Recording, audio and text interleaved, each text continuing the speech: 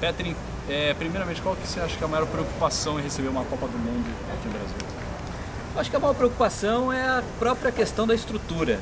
Você tem que ter uma estrutura, e a estrutura envolve vários aspectos, começando por aeroportos, passando pela organização dos estádios, a logística do trânsito, que é algo muito importante também, e a recepção de uma maneira geral daqueles que vêm ou assistir a Copa ou trabalhar na Copa, principalmente os jornalistas, né?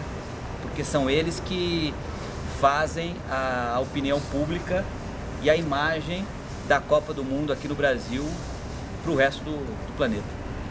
E quanto ao estádio do Corinthians, aí que está naquela indefinição se vai ser construído ou não, tal, e a questão ali de Itaquera, aquela região ali, você acredita que aquela região tem estrutura para receber uma abertura de Copa do Mundo? Olha, eu acho o seguinte, eu fiz já 5 Copas do Mundo e eu acho que a Copa do Mundo, dependendo da realidade do país, tem que se respeitar essa realidade, né? Se você me convida para ir para sua casa, você tem a sua realidade.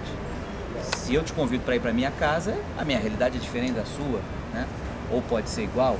Então, o Brasil não tem que competir com a Copa do Mundo da Alemanha, Copa do Mundo dos Estados Unidos, Coreia e Japão, que são realidades completamente diferentes. Eu estive na África do Sul e lá pude ver bem uma realidade muito parecida à realidade brasileira, né? Muitas dificuldades financeiras, problemas gigantescos de trânsito. Então, eu acho que o Brasil tem que se preocupar em fazer bons estádios dentro de um custo real e administrar os seus problemas da melhor forma possível.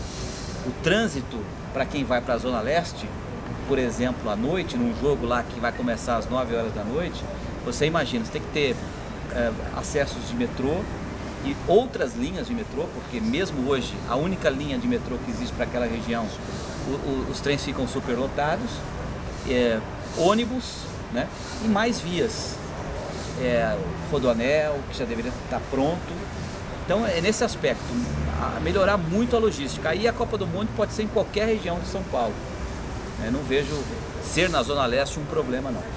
E na questão dos aeroportos, a Infraero fala que 9 obras de aeroportos vão começar só em 2012, faltando um ano ou quase isso para a Copa das Confederações, né? Que é um ano antes da Copa do Mundo. E você acredita na conclusão dessas obras? A Copa das Confederações não serve de parâmetro, porque a Copa das Confederações da África do Sul aconteceu em estádios que não sediaram a Copa do Mundo, como Bloemfontein, por exemplo. Então a gente não tem que estar preocupado em preparar todos os estádios até a Copa das Confederações. Tem que estar preparado para a Copa do Mundo. E a questão dos aeroportos, a mesma coisa, tem que começar já em várias cidades, né? Aqui mesmo São Paulo, que tem o maior aeroporto do país, o aeroporto de Guarulhos já está superado, ainda sem ter uma Copa do Mundo. Então quando chegar a Copa do Mundo, esse aeroporto aqui em São Paulo, que é o que eu conheço, né? Ele tem que estar pelo menos com 70% a mais da sua capacidade hoje. Quais são as medidas, as primeiras pelo menos, que a gente devia tomar para ter uma boa Copa do Mundo? Então, é o que eu disse para você, eu acho que passa por vários aspectos, começando pelos aeroportos, pelos estádios, pela logística do trânsito, acomodação dos torcedores e dos jornalistas em todas as cidades. Eu tenho certeza que vai ser uma grande Copa do Mundo, tenho absoluta certeza, porque o brasileiro tem capacidade de receber bem de quem vem de fora. A minha única preocupação é a questão econômica, né? Quanto vai se gastar para se fazer tudo isso e se os recursos vão ser realmente destinados a essas obras, se não haverá superfaturamento. E isso tem que ser muito bem fiscalizado, porque o saco de cimento custa hoje, eu não sei, mas R$16, R$17. Então tem que custar R$17. O quilo do ferro tem que custar o que custa hoje. E a gente viu já no Maracanã que o custo do Maracanã já vai aumentar em mais de 50% daquilo que foi pré-estabelecido. Isso eu acho um absurdo. Para se fazer um estádio que custa 1,1 bilhão, uma reforma de um estádio, isso é um absurdo. Construiu-se o Soccer City na África do Sul, em Joanesburgo, com nem metade disso. Então isso tem que ser muito bem fiscalizado, porque é o dinheiro de todo mundo, né?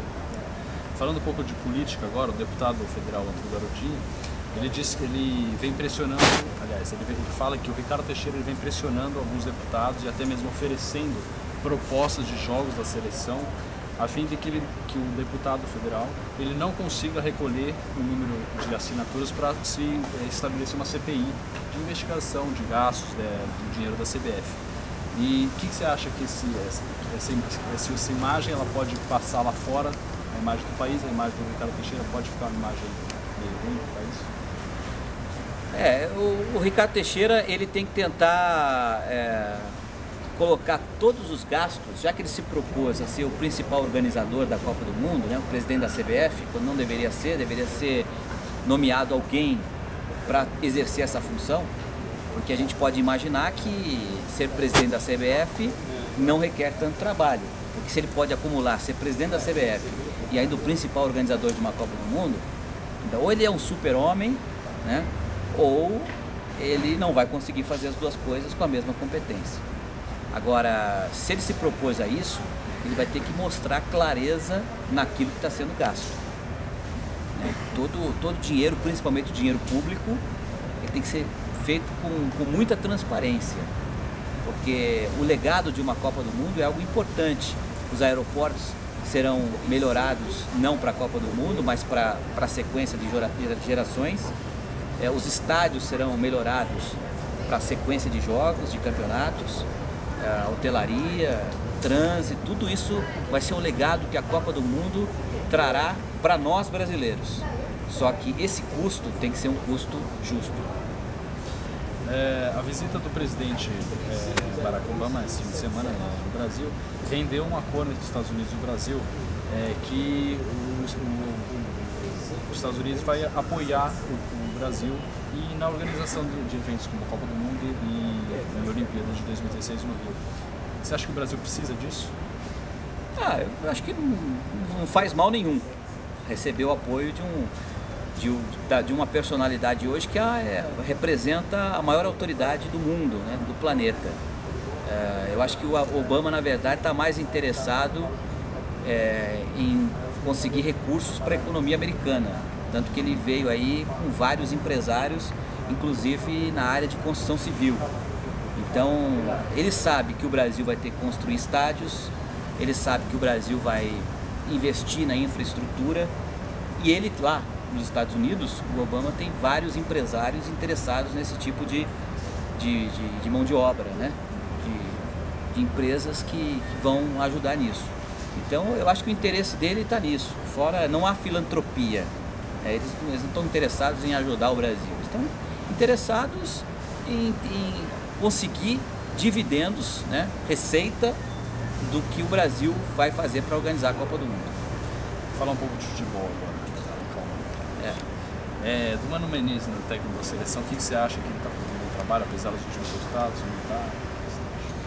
Eu acho que o Mano Menezes é um profissional muito sério, é um cara muito competente, eu acho que é o cara certo para dirigir a seleção brasileira. É um cara ponderado, sabe lidar com a imprensa, depois da fase turbulenta que foi o Dunga com a seleção brasileira, eu acho que a seleção precisa de um cara assim, né?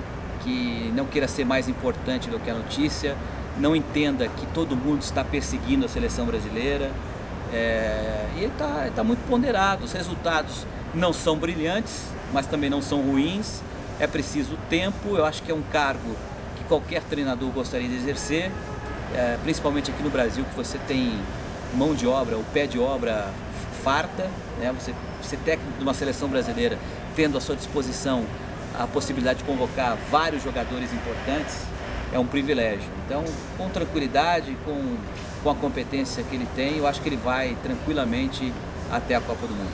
E se ele for mal na Olimpíada, você acha que o cargo dele fica ameaçado? Não acredito, não acredito. Depende da maneira como ele for mal, né? Se for eliminado na primeira fase. O Vanderlei Luxemburgo sofreu muito, né? Por dirigir a seleção olímpica em 96 e não chegou à Copa do Mundo. Mas o Vanderlei, por trás dele naquela época, seguia uma tensão muito grande de problemas que ele sofria fora de campo, com CPIs, com a Receita Federal e tal.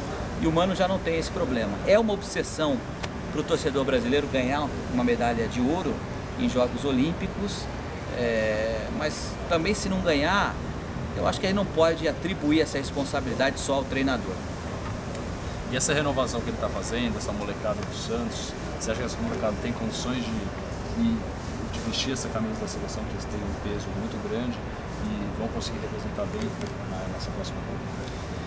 Olha, eu gosto muito dessa geração nova. Eu acho que o Neymar é um ET. Eu acho que o Neymar hoje é um jogador realmente acima da média. Quando ele está a fim de jogar, ele desequilibra. Hoje no futebol brasileiro, ele é o único jogador capaz de desequilibrar uma partida. Então, o Neymar está acima de todos os outros, né? A partir daí, num outro patamar, um pouquinho mais abaixo, você pode destacar o Paulo Henrique Ganso, você pode destacar o Lucas, né? Então a seleção brasileira tem uma geração muito boa e não é novidade para ninguém. Eu acho que há muito tempo o Brasil sempre foi um celeiro de renovação de craques. Se vai ganhar, se não vai, é um outro aspecto. Mas que o Brasil tem aí uma geração muito boa, sem dúvida nenhuma. Favorito? O Brasil é sempre favorito. Seja qual for o campeonato, o Brasil é sempre favorito. Agora, nem sempre ganha, né? Porque se o Brasil ganhasse sempre quando fosse favorito, aí não ia ter graça o futebol, né? Até para nós brasileiros, se a gente ganhasse todas as Copas do Mundo, não ia ter a mínima graça. Então, eu acho que pela geração que tem, o Brasil vai entrar para os Jogos Olímpicos como o grande favorito.